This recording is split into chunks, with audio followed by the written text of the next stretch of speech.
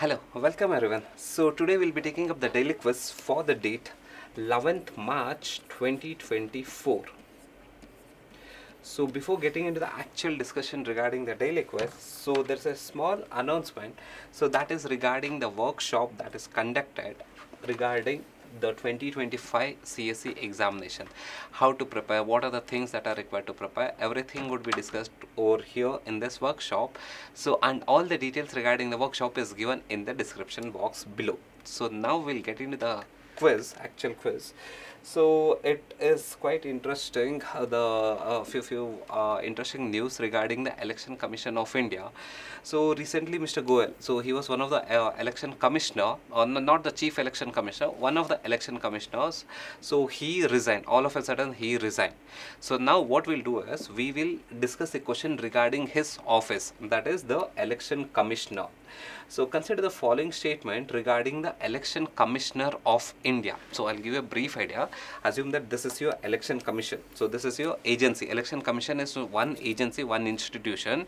The head of this agency, the head of this election commission is Chief Election Commissioner. Chief Election Commissioner. And for this Chief Election Commissioner, there are two election commissioners who will be assisting this Chief Election Commissioner. So again, one of the election commissioner, he resigned. So this question is regarding the office of the election commissioner. So the election commissioner of India is appointed by the President of India. Is it true? Is the election commissioner of India is appointed by the President of India? Was Mr. Goel appointed by the President of India? Yes. So this is true. Election commissioner is appointed by the President of India, and even the chief election commissioner is also appointed by the President of India. So statement 1 is absolutely right. So what about the statement 2? The Election Commissioner of India can resign by submitting the resignation letter to the Chief Election Commissioner. So did Mr. Goel, did he submit his resignation to the Chief Election Commissioner, or did he submit his resignation to the President of India? See, the notion goes like this in India, that is, whoever is the appointing authority, your resignation should be tendered to them. Your resignation should be given to them or their higher authority. So who appoints the election commissioner here? It is the Honorable President. And is there anyone beyond Honorable President? There's no one beyond Honorable President. So the election commissioner has to tender their resignation or has to give their resignation to the President of India, not the Chief Election Commissioner. So again, this statement is absolutely wrong. The Election Commissioner of India, the Election Commission of India have only 3 election commissioners. Is it true? Does the Election Commission of India has only 3 election commissioners? There is one Chief Election Commissioner, and below this Chief Election Commissioner, is there anyone? How many election commissioners are there?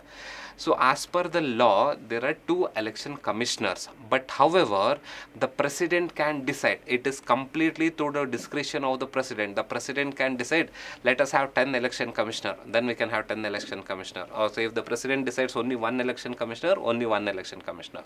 So there is no fixed number of election commissioner as such. It is up to the President. The President will decide. As per the law, the President will decide how many election commissioners can be appointed. So this statement is also wrong. As of now, 2 election commissioners are allowed. So now not 3. Now 2 election commissioners are allowed as per the President's wish. So this statement is also wrong. So third statement is wrong. So the answer is A. So we'll go slightly in detail regarding this concept. That is, the Election Commission of India, Election Commission shall have one Chief Election Commissioner and the election commissioners. So there can be any number of election commissioners that will be determined by the President of India. So the President of India can say, we will have 2 election commissioners, we will have only 2 election commissioners.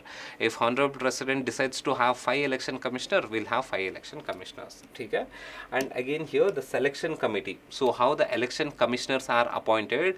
So initially there is a selection committee. So this selection committee will be headed by the Prime Minister, and one of the member would be the Union Cabinet Minister, and the another member would be the LOP, Leader of Opposition, or the leader of the single largest party in the opposition. So these 3 members will select one candidate, and this candidate will be appointed as Election Commissioner of India by the President of India.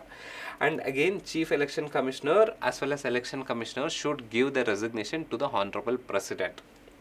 And election commissioner can be removed, that is the election commissioner can be removed by the recommendation of chief election commissioner. In order to remove election commissioner, we need not go to the parliament. The chief election commissioner can recommend to remove any election commissioner. Only the chief election commissioner can recommend to the president to remove any election commissioner. So we need not go to the parliament. So these are the basics regarding the election commissioner office. So now let us go into the next topic, that is your quite interesting topic regarding the cheetahs. So we know that cheetah was introduced in your Kuno National Park. So the question is regarding this, and in today's newspaper we got to know that one of the cheetah has given birth to 5 cubs. So 5 cheetah cubs. So consider, so the question is regarding this cheetah reintroduction project in India. So consider the statement regarding the cheetah reintroduction project in India. So the project aims to reintroduce Asiatic cheetah with the which is native to India in Kuno National Park. Does the project, does the cheetah reintroduction project, does it bring Asiatic cheetah or it brings African cheetah? What do you think? It brings African cheetah. Currently, Asiatic cheetah is only present in Iran. So earlier India had Asiatic cheetah and it got extinct. So due to poaching and various other activities. So due to that, we do not have Asiatic cheetah. And currently Asiatic cheetah is only present in Iran, not in any other part of the world. So whatever the cheetah that is found in Africa, that we call it as African cheetah. So whatever the cheetah that we have brought into India under this project, that is cheetah reintroduction project, that is African cheetah, not Asiatic cheetah. So this statement is absolutely wrong. So the project aims to reintroduce African cheetah, which is classified as vulnerable by the IUCN Red List. Yes, African cheetah is vulnerable, not critically endangered. Your Asiatic cheetah is critically endangered. Know this point. African cheetah not critically endangered, it is vulnerable. Asiatic cheetah, which is there in Iran, that is endangered, that is critically endangered. So this statement is absolutely right. So cheetah were reintroduced in Kuno National Park, that is located in Rajasthan. So is it Kuno National Park? Is it located in Rajasthan? So what do you think? No, Kuno National Park is in central India. That is your MP. Kuno National Park is in MP, Madhya Pradesh. So this statement is also wrong. So the answer would be B. So B is the answer. So a few details regarding your Asiatic cheetah and African cheetah. And Asiatic cheetah is currently found in Iran only in Iran, and your African cheetah is found across Africa, and this is your African cheetah. And the population of Asiatic cheetah is somewhere less than 100, so that's the reason it's a critically endangered species. But whereas the African cheetah, that is quite a large number, it hovers somewhere around thousands of cheetahs. And again, if you see your Asiatic cheetah is small in size. It is small in size, but whereas your African cheetah is bigger in size. And your Asiatic cheetah, the color, coat is nothing but the fur. The color is lighter. Asiatic cheetah, the color is lighter, whereas African cheetah, the color is bit darker, or say dark yellow, or say golden color. And reintroduction, there's no, as of now, Iran has not allowed to export their cheetahs to any other countries for reintroduction projects.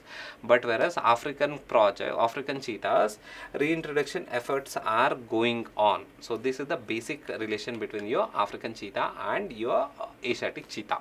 So now let us get into the next question. So that is regarding the gig workers. So today we had one article regarding the gig workers, saying that they suffer, that is the gig workers suffer a lot of social insecurity issues. So say they do not have adequate social security net. So regarding this question, let us start. So what's a gig worker? So simple definition would be that gig workers, they are not a permanent employee and they work on the temporary basis. So as and when the demand arises, they work. So that is your basic definition, or say basic idea regarding your gig workers. So you would have seen this Uber drivers, Ola drivers, Zomato, Swiggy. So these guys are the classic example of gig workers.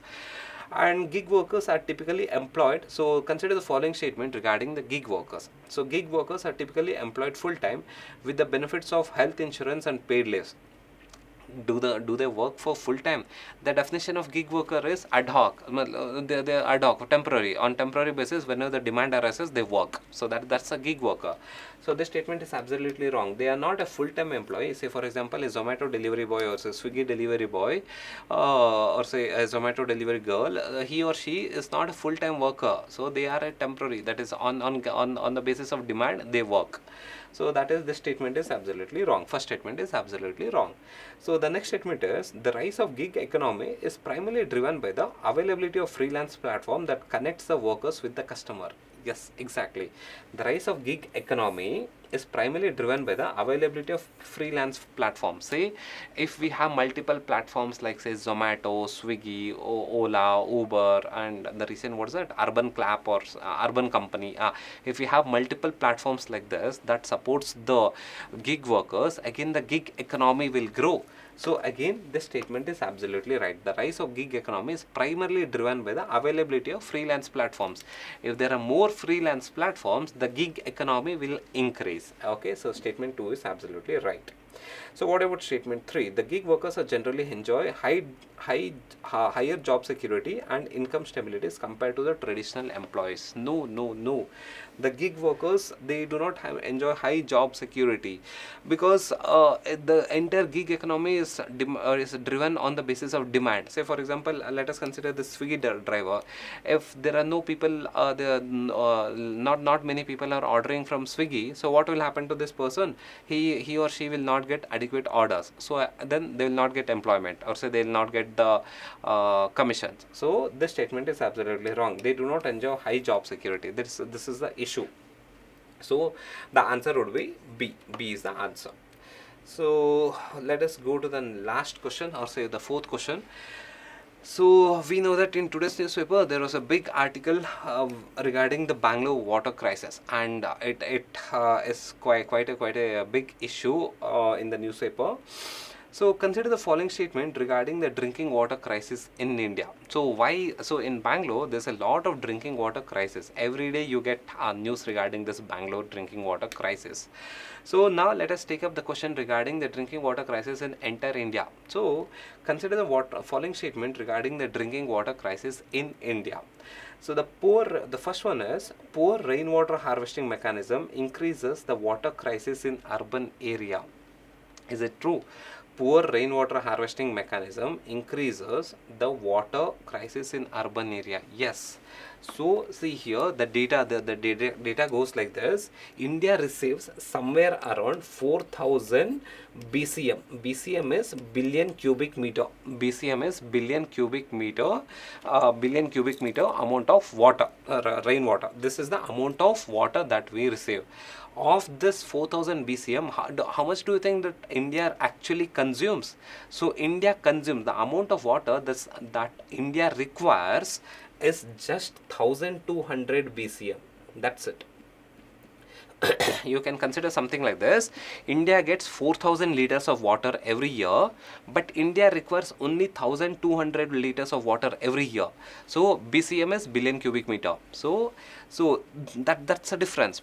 We do get excess amount of water, but excess amount of rainfall. But however, we are not utilizing the rainwater properly. So because of that, we have water crisis issues. So the main reason is, how do we utilize the rainwater? If we do not have adequate rainwater harvesting mechanisms, so we will end up having this crisis. The data is clear. That is, India gets 4,000 BCM of water every year, approx 4,000. But India requires only 1,200 BCM of water. It's not even 1,200. It's somewhere around 1,150. So 1,150 or 1,200 BCM. So this is what India requires. It's something like this. We get 4,000 liter of water, but we require only 1,200 liters of water. So, but we are still facing water crisis. It means that we are not adequately utilizing this 4,000 BCM of water. So this is the issue. So why we are not utilizing? Because we do not have the rainwater harvesting mechanism. Poor rainwater harvesting mechanism. Because of that, this statement is right. Again, overexploitation of groundwater resources is the major factor contributing to the water crisis in India. So that's one of the issues that even in Bangalore, due to the article says that due to the overusage of groundwater, there's a water crisis in Bangalore. So this statement is right. So desalinization is a viable solution to address the drinking water shortage in the coastal area. So the example was also given for Chennai. So again in Chennai, or say in any of the coastal areas, so along with rainwater harvesting, even we can promote the desalinization plants. So desalinization plant, in a sense, we will take up the seawater. Seawater is saline. It is very saline, salty water. We will remove out the salt and then give the and have a fresh water. So that's also a viable option. So that can also be promoted to reduce the water crisis in India. So these are the options. These are the ways through which we can reduce the drinking water crisis in India. So the answer is D, all of the above. So now let us take up the last, or say PYQ, fifth question. Consider the following statement. This is regarding the nanoparticles. So other than those made by the humans, nanoparticles do not exist in nature. So firstly, what is nanoparticles? Any particle whose size is 10 to the power of minus 9. So it's up to say 10 to the power of minus 9. 10 to the power of minus 9. So this range, the size whose particle is size is 10 to the power of minus 9 meters. So that is called as your nanoparticles. It is much smaller than your nanoparticles. Say assume that it's something like this. One nanoparticle, or say it's something like this. You take up one hair. This hair, the size of one hair is equivalent to 88,000 nanoparticles size. So when I accumulate 88,000 nanoparticles on one side, so that would be the size of one hair. So one hair. So this is that is the idea that I can give. That is regarding the nanoparticles. So consider the following statement. Other than those made by humans, nanoparticles do not exist in nature. Do you think? No, nanoparticles are just very tiny particles whose size is around 10 to the power of minus 9. And this particles keeps coming. We do have it in the nature. Say for example, during volcanic eruption, the tiny dust particle that comes, so that's your nanoparticles. And the cosmic particles. See, from the space, some tiny particles keeps falling into the Earth's atmosphere from the space. So this tiny particles are also your nanoparticles. So we cannot tell that nanoparticles are only made by human, not by nature. Nature also has various nanoparticles. So this statement is absolutely wrong. So if this statement is absolutely wrong, then I have to select between B and D. So again, nanoparticles of some metallic oxides are used in the manufacturing of some cosmetics. Yes, nanoparticles like say titanium oxides. So these nanoparticles are used in cosmetics. So this statement is absolutely right. Nanoparticles of some commercial products which enter into the environment are unsafe. See, nanoparticles are used in various commercial purpose, say in your utensils, or say in the manufacturing of automobiles, etc. And these nanoparticles can easily enter into the water bodies, and that will pollute the environment, which is unsafe for humans. So this statement is also right. So the answer has to be D. So D is the answer. So now we'll take up the fact of the day. So there was a report that was published by a journal called as JAMA Network Open. So this JAMA Network Open is an international reputed journal. So that published a report that says that India has the largest number of zero food children in earth, in the entire world.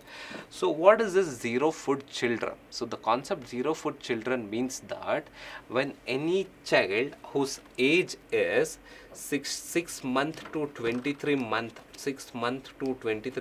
old, when this child, or say this infant or toddler, doesn't have food for 24 hours, that infant or toddler would be called as zero food children. Is it clear?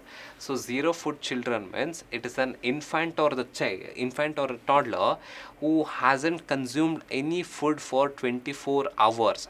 Say food in terms of your solid food, semi-solid food, milk, etc. All the everything, any food. So when a child doesn't consume food for 24 hours, that is infant or toddler doesn't consume food for 24 hours, that child would be called as zero food children. So this concept is called as zero food children. And the report says that India has the largest number of zero food children, and going by the percentage wise, India stands in the third position. Say 19.3% of India's children face this issue, that is zero food children issue.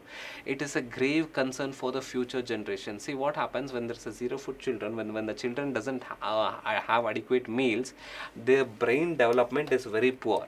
If the brain development is very poor, it will affect their future educational acquirement, or say educational knowledge, etc. And it will affect their potential growth in the future. So as a reason, what will happen, their future will also will get affected, and the future generation will also get affected. So this is a report that has to be taken at a serious level, and we have to address this issue, that is zero food children issue. So it's a main report regarding the which highlights the malnutrition issues in India. So this was the fact of the day. So that was your zero food children. So again, so thank you guys.